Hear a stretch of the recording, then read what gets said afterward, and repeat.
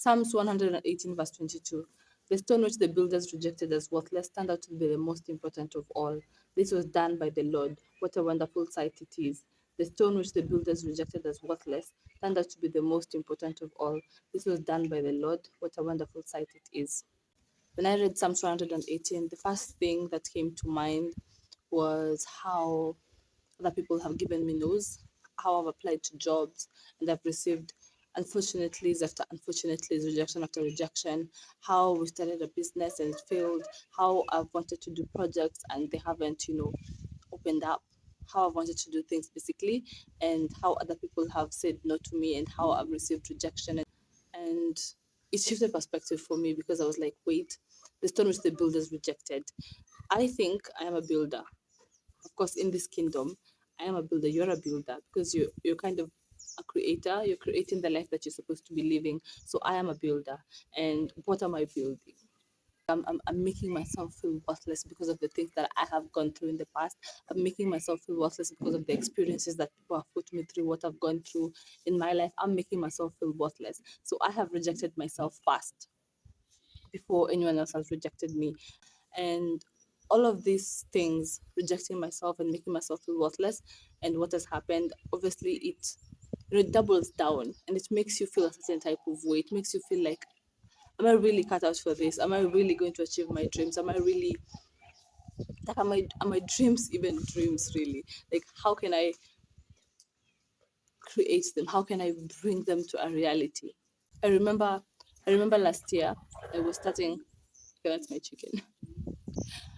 I remember last year how I was starting a podcast called the Speak Up series, and I just wanted to start it because I just wanted to put my voice out there because I hadn't put myself out there for so long.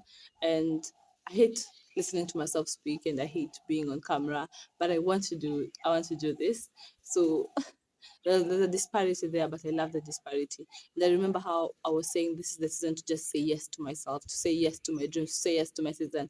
But there's still so many fears, so many doubts. And Psalms 118 verse 22 really puts those doubts and fears to rest. It makes me feel chosen. It makes me feel accepted.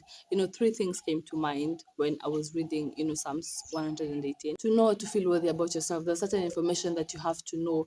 You have to know the truth in order to know and to feel worthy about yourself. And, in trying to understand, Psalms 118 verse 22, I figured out there's a way that I've allowed the world to define me. There's how the world defines you, your parents, your siblings, your place of work, your friends, or people that you've interacted with. You allow these labels to stick to you.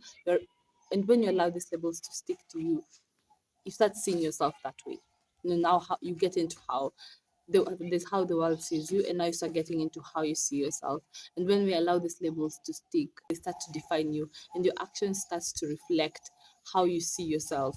You start to define yourself based on these stories, and these stories start trickling down in your life. For example, if you've been losing job after job or business after business, you start seeing yourself as a failure.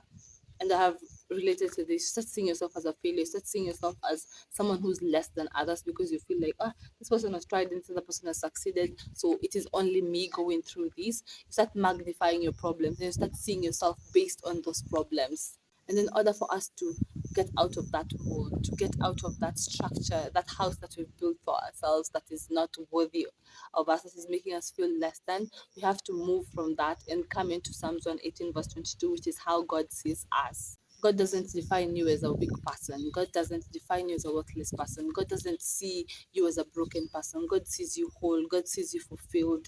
God wants you to God wants you to prosper in all ways. God wants you to feel His love and to love others. And I feel like that is what we need to bring in. That is what Psalms 118 gives me. And if you've reached to this point of the video, I just want to say thank you so much. And I'd like for you to subscribe.